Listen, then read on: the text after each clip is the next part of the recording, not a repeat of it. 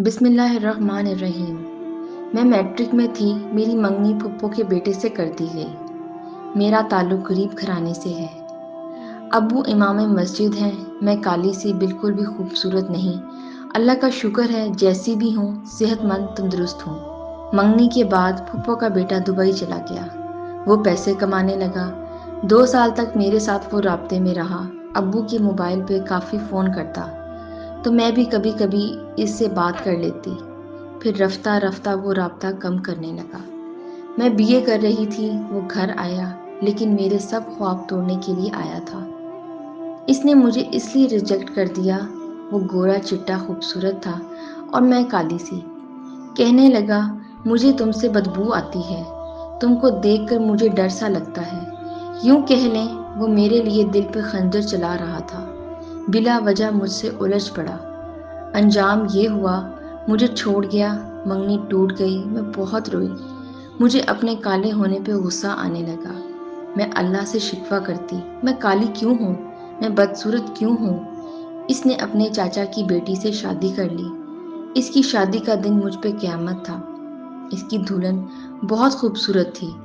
خیر میں رو کر چپ ہو گئی۔ میں کالج سے یونیورسٹی چلی گئی۔ میرے لیے رشتے آتے، لیکن صورت کو پسند کیا جاتا ہے نہ سیرت کو۔ ہر بات ریجیکٹ ہوتی رہی۔ ایسا وقت آ گیا میں شادی کے نام سے نفرت کرنے لگی۔ ہر وقت کتابوں میں گم رہنا، میری زندگی کتابوں میں ڈوب چکی تھی۔ پڑھنا پڑھنا اور بس پڑھنا۔ کزن کی شادی کو 1 سال گزر گیا تھا، ہمارا آنا جانا بھی کم تھا۔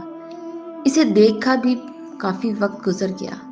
ہاں پھر ایک دن وہ میرے چاچا یعنی اپنے ماموں کی بیٹے کی شادی پہ آیا تھا، ساتھ اس کی بیوی، دونوں بہت خوبصورت لگ رہے تھے۔ میں نے پیلا سوٹ پہنا تھا۔ میرے پاس آیا، ساتھ اس کی بیوی بھی تھی۔ ہاتھ ملا کر میں نے مسکراہٹ سے اس کا ویلکم کیا، شادی کی مبارکباد دی۔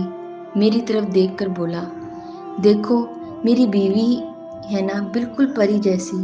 پھر طنز کرتے ہوئے بولا، یہ کون سے رنگ کا سوٹ پہنا ہوا ہے، بالکل الگ لگ رہی ہو۔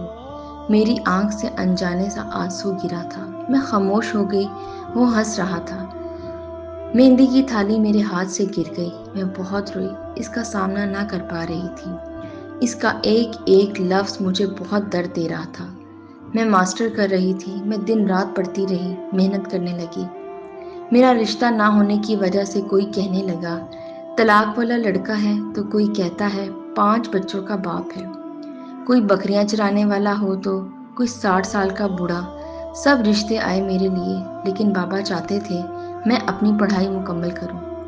بابا نے میرا بہت ساتھ دیا۔ بابا نے دنیا کے ساتھ دین کا علم بھی سکھایا تھا۔ بابا میرا درد سمجھتے تھے، میری ہمت تھے۔ بابا مجھے پڑھانا چاہتے۔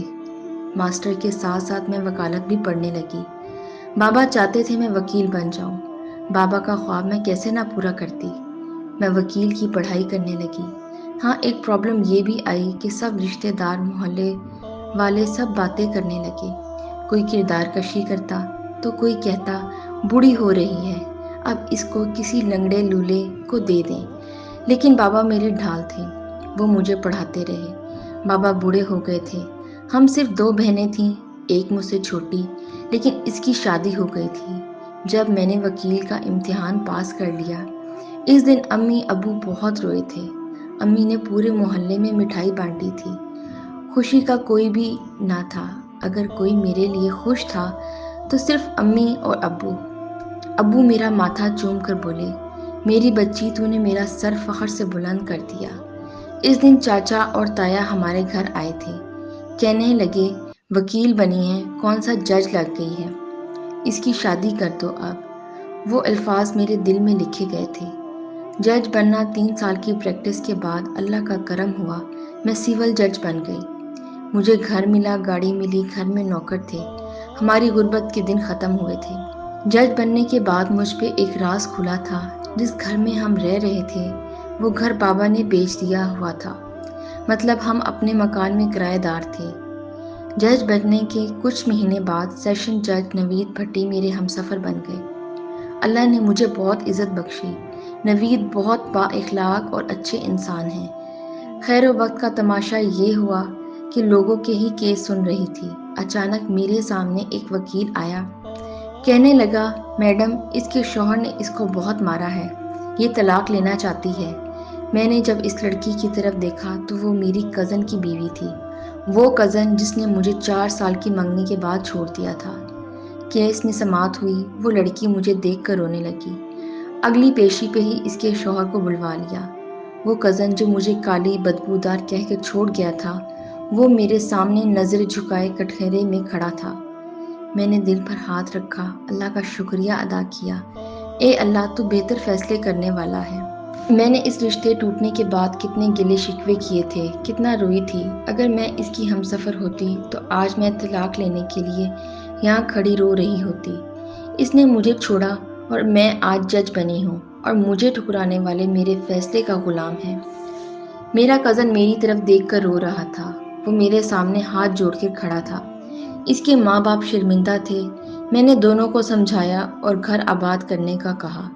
کزن میرے سامنے ہاتھ جوڑ کر وعدہ کرنے لگا، اپنی بیوی کو نہیں ماروں گا۔ وہ مجھ سے کہنے لگا تھا، اتنے میں میرا شوہر آ گیا، بڑی کار پاس آ کر رکی۔ میں اس میں سوار ہوئی، وہ بائک کے پاس کھڑا تھا اور میں اپنے اللہ کے فیصلے پر سجدہ ریز تھی۔ میں بس یہ بتانا چاہتی ہوں، سب لڑکیوں سے خود پہ بھروسہ رکھو، اللہ کے لیے ہر فیصلے پر راضی رہو۔ کوئی چھوڑ جائے یا رشتہ توڑ دے تو دل پہ ہاتھ رکھو اور مسکرا کر آگے بڑھ جاؤ۔ میں آپ سب کے سامنے ہوں، آج میں سول جج ہوں۔ رونا دھونا بند کرو، ہمت کرو، خود کو پہچانو، اپنی قسمت خود لکھو۔ اللہ سب دیکھ رہا ہے، وہ بہتر فیصلے کرنے والا ہے۔